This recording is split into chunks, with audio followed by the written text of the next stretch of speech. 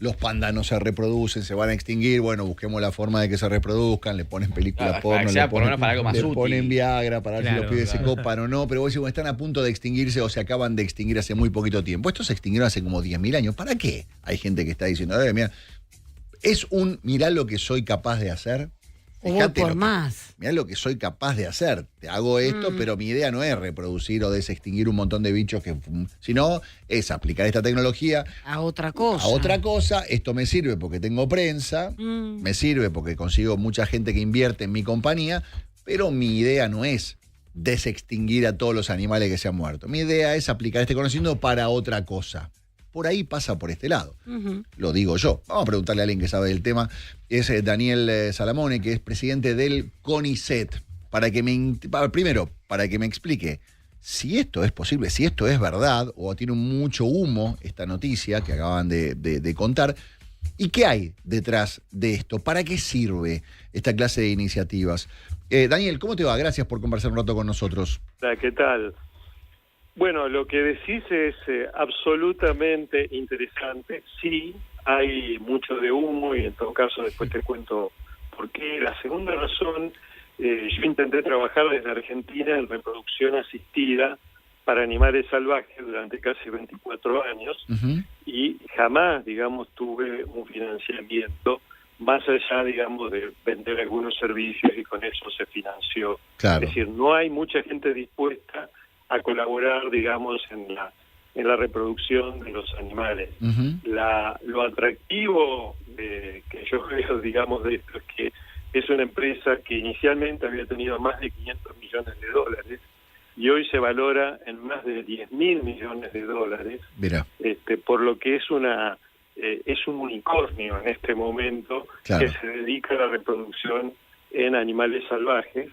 Y probablemente tiene estos tres animales, porque seguramente han visto que es lo más factible, pero lo cierto es que tienen muchísimo dinero para trabajar en especies no tradicionales. Mira.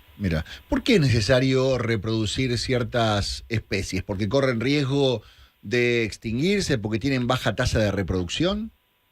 Sí, eso se debe a que los seres humanos hemos fragmentado el ambiente.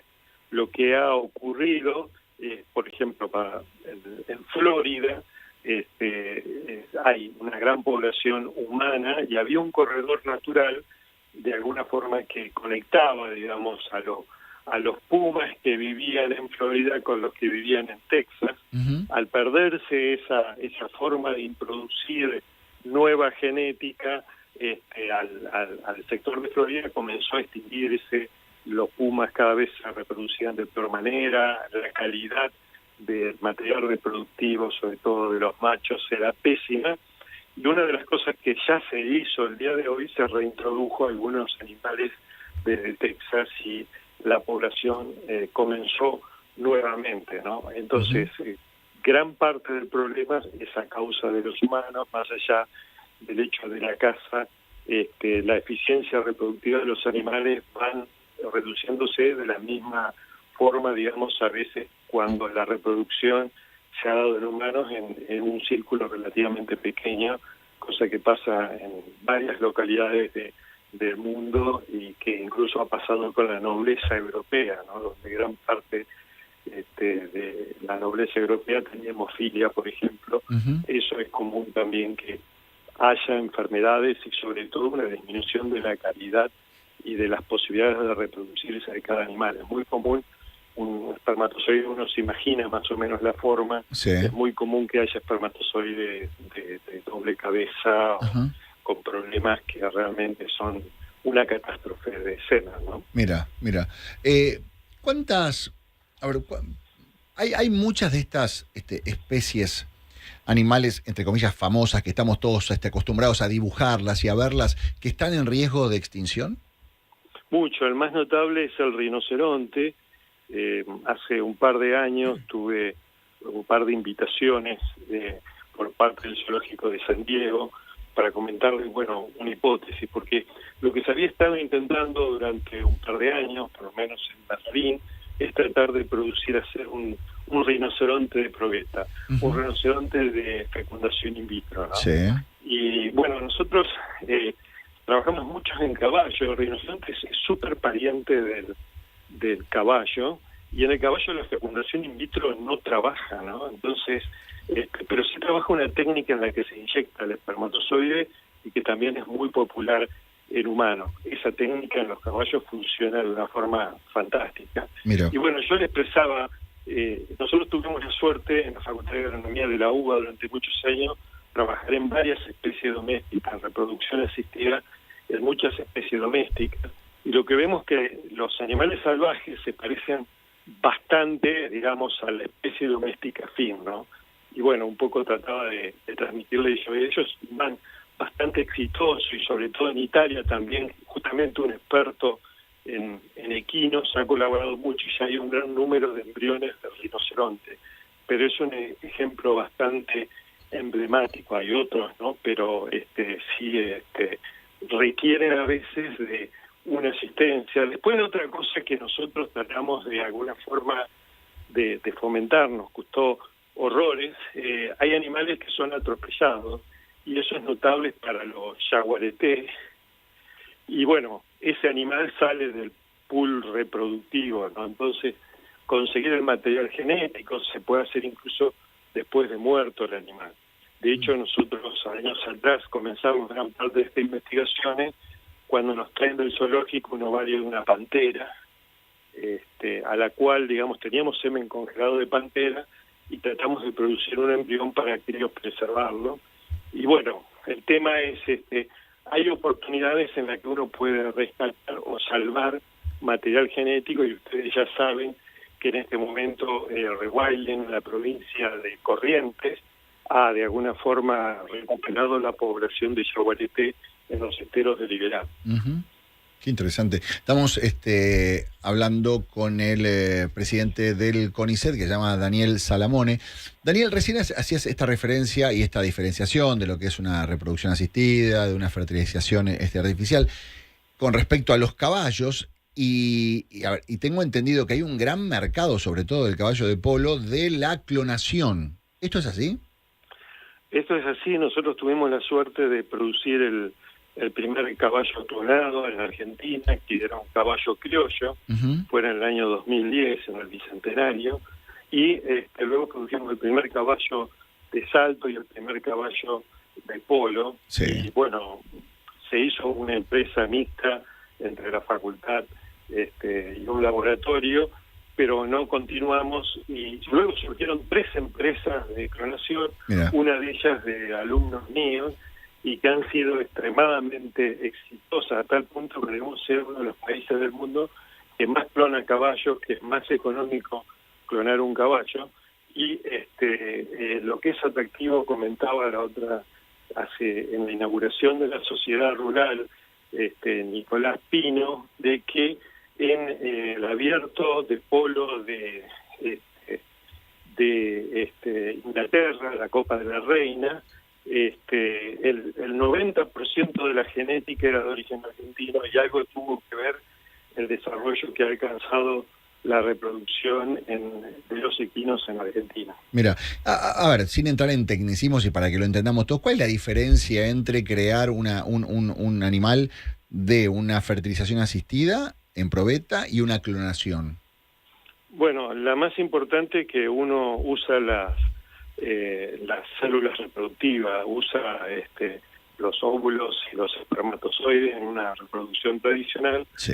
En el caso de la clonación, uno puede usar una célula, por ejemplo, de la piel. Ajá. Y entonces uno lo que tiene es un hermano gemelo diferido, ¿no? Porque uno, teniendo un animal adulto o un animal incluso muerto que se ha criopreservado el material, sí, uno puede llegar a producir un mellizo idéntico. Uh-huh. ¿Y cómo es el proceso, digamos? Uno, cuando hay un óvulo fecundado, uno entiende, pero cuando tenés esa célula, ¿cómo haces para que se desarrolle? Bueno, es importante considerar que las tecnologías avanzan, y hoy estamos haciéndolo de una forma, y uno ya empezaba a soñar y empezaba a trabajar para hacerlo de una forma diferente y más eficiente. Uh-huh. Nosotros hoy lo que hacemos es, la célula se aísla, se cultiva y se puede criopreservar durante años, y uno necesita esa célula y un óvulo de esa especie, pero nosotros hemos trabajado mucho usando a veces de una especie emparentada para realizar la clonación. En nuestro laboratorio, por lo menos en el laboratorio, nosotros clonamos tigres, chitas, y produjimos embriones de jaguarete, puma, gato montés. Era muy impresionante, digamos, porque nosotros teníamos los primeros 7 días de vida de estos animales en el laboratorio, lo que nos permitía aprender mucho. Pero uno puede usar el óvulo de una especie, sí. Por ejemplo, en el caso de jaguarete, que estuvimos clonando, usamos óvulos de gato, ¿no? Pero bueno, hoy por hoy todavía es bastante ineficiente. Nosotros estudiamos esos embriones y decimos, no están tan buenos, pero ya estábamos desarrollando herramientas para mejorar la calidad de esos embriones. Uh-huh. Qué interesante. ¿Se puede clonar cualquier animal? Porque vos recién decías, hay animales que son difíciles de reproducir, hay dificultades, y vos estabas diciendo, bueno, tenemos que recurrir a algunas técnicas. ¿La clonación se aplica a cualquier animal o determinadas especies son más fáciles, entre comillas, de clonar? Bueno, nosotros pienso seriamente que los caballos, por la naturaleza de la presentación, tienen unos resultados mucho mejores, ¿no? En el caso del gato, del perro, se dan dos cosas diferentes. Por un lado, es una de las más complicadas porque hay que hacer muchas de las cosas in vivo, ¿no? Es decir, que tiene que ovular naturalmente, cosa que no sucede, digamos, con las otras especies, donde siempre, sobre todo si hay un frigorífico, uno puede acceder a los ovarios que se descartan y se tiran como fuente de óvulos. Entonces, en el caso de los caninos, el inconveniente que tienen es que hay que hacer todo en vivo, pero paradójicamente eso lleva, digamos, a que todo el proceso mejore, ¿no? Porque creo que siempre el humano, digamos, hace un abuso y tiene como mucha confianza al desarrollar el sistema y mantener 7 días desarrollando los embriones en el laboratorio, y después eso a veces trae consecuencias, ¿no? Claro. Y te quiero preguntar con respecto a el humano, digamos, más allá de los límites éticos y morales, ¿la ciencia ya está en condiciones de clonar a un humano? Tecnológicamente sí, lo que hay cuestiones, como vos bien decís, de tipo ética, claro. Y más allá de eso, no son procesos que están libres de errores, lo cual se magnifica en caso de usar humanos, pero claro, si uno piensa, digamos, en los factores psicológicos, imagínense el impacto de encontrar un gemelo, y aparte a veces la motivación, ¿no? Porque generalmente uno utiliza, digamos, el amor es lo que amalgama, digamos, tener un hijo, claro, y el hecho también, que esto hay que recalcarlo, la reproducción tradicional produce, digamos, o hay posibilidades mejores incluso en la producción animal. En cambio, la clonación, uno tiene un mellizo. Entonces, yo no encuentro justificación, y por otro lado, digamos, está lleno de cuestiones éticas. Ahora, había en un principio algo que nos impulsaba o nos atraía de ir en esa dirección, es que cuando uno produce un embrión a partir de una célula de la piel, está produciendo un individuo que tiene la capacidad de formar absolutamente cualquier órgano. Entonces, para muchos, como en mi caso, a mí me daba, y uno considera que el embrión tiene un estatus muy especial, pero era en ese momento como la alternativa para producir células madre de una persona que podría estar enferma, ¿no? Claro. Pero involucraba la destrucción de un embrión que tenía una lista ética. Sí. Ahora bien, ya se ha desarrollado una nueva tecnología en la cual no se utilizan los óvulos, y directamente modificando la expresión de ciertos genes uno puede producir una célula madre. Entonces la motivación para esa clonación reproductiva en humanos ha caído drásticamente. Hoy sí, claro, uno puede sacar células de la piel y directamente, sin pasar por una fase embrionaria, producir células madre, y yo creo que eso tiene un gran futuro. Bien. Daniel, hablemos ahora del caso que genera este tema de esta conversación. La verdad, me encanta todo lo que estuvimos conversando, me resulta súper interesante, pero esto se genera con esta noticia, ¿no?, de esta compañía que dice haber revivido a un animal que se había extinguido hace más de 10.000 años, ¿no? Este ahora famoso lobo terrible. Yo te preguntaba si hay un poco de humo, si hay un poco de IVA en esta cuestión. Encontraron restos de este animal y de la nada, de forma 100% pura, revivieron a este lobo terrible.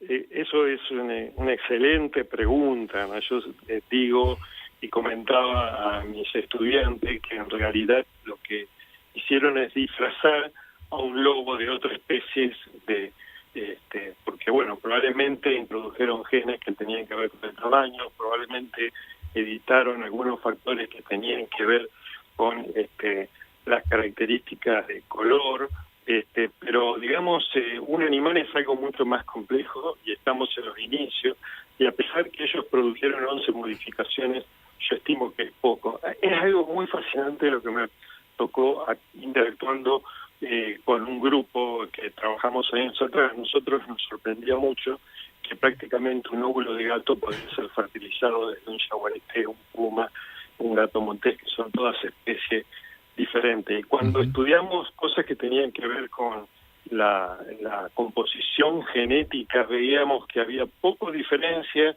en eso que nosotros consideramos vital, ¿no?, el momento de la fecundación, y sin embargo, digamos, había diferencia en feromonas, que son los factores de alguna manera que atrae, digamos, un animal con otro. Es decir, que parece que los animales dejan de gustarse muchísimo antes de tener cambios en cuestiones relacionadas a la fecundación, ¿no? Entonces, por otro lado, hay otros factores que son fundamentales. Hay un montón de información genética que no utilizamos y estamos recién aprendiendo cuál es su verdadero rol. Entonces, para mí haber tomado algunas 11 características, 11 regiones y haberlas modificado no significa que uno tiene ese animal prehistórico, ¿no? Entonces, de alguna manera ellos están pensando en hacer mamut, pero en realidad yo lo que digo siempre es como disfrazar, digamos, a un elefante de mamut, o en este caso disfrazar un tipo de lobo en otro tipo. Qué interesante lo que planteas. Daniel, entonces, finalmente, ¿qué habría detrás de todo esto? ¿Esta empresa se va a dedicar a, supuestamente, desextinguir, como ellos plantean, animales que han fallecido, desaparecido hace miles de años? ¿O hay otra idea? ¿Esta empresa se dedica a otra cosa y esto es pura y exclusivamente un marketing para decir, miren qué grosos que somos, lo que podemos hacer? Imagínate lo que podemos hacer con tu perro, con tu gato, con tu yaguareté, con tu panda. No, eso es... yo pienso que la empresa es genuina en su deseo, digamos, de recrear. Después hay otro tipo de valoraciones, ¿no?, desde el punto de vista de la ética. Sí.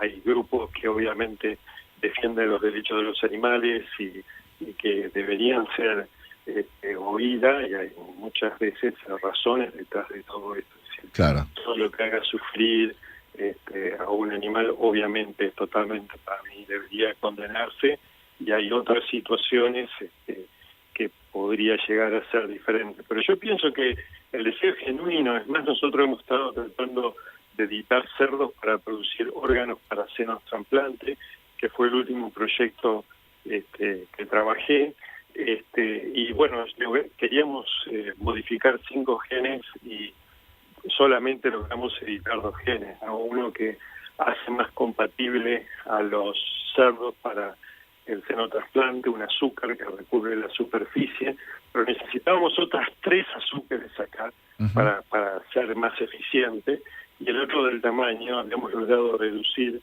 el tamaño para hacerlo más compatible, digamos, con el tamaño de los órganos de humanos. Entonces, tener la capacidad de editar 11 genes es, desde el punto de vista científico, es muy bueno, pero no es fácil y requiere obviamente mucho dinero, porque lo que nos pasó a nosotros no lo editamos porque la secuencia del cerdo del libro era diferente de la secuencia de los cerdos que teníamos, ¿no? Entonces, y los cerdos que teníamos, bueno, íbamos hacia una fuente barata para obtenerlo, etcétera, etcétera. Claro. Entonces, a veces para los grandes logros se necesita dinero y grandes logros en cuanto a proyectos ambiciosos, ¿no? Sí, claro. Y obviamente en este caso lo han tenido. Súper interesante. Daniel, te agradezco mucho por tu tiempo. Muy generoso con nosotros. Bueno, un gusto. Chao, chao. Que estés bien, hasta la próxima. Daniel Salamone es el presidente del CONICET y estábamos analizando esta cuestión de, bueno, clonación, reproducción asistida y qué pudo haber pasado y cómo hicieron para revivir. Algunos dicen, bueno, revivió el lobo terrible y Daniel nos decía, bueno, revivió. Agarraron a un lobo, le pusieron algunas características del otro, lo fueron, hicieron como una especie era como una especie nueva, un upgrade. Hicieron como un remix, ¿viste? Hicieron un mashup de un perrito con un lobo, con algunas cosas características del lobo que desapareció hace 10.000 años, y ahí estábamos viendo los videos maravillosos de Rómulo Remo y de Khaleesi. 32 minutos pasaron ya de las 3 de la tarde. Lo urgente, lo importante.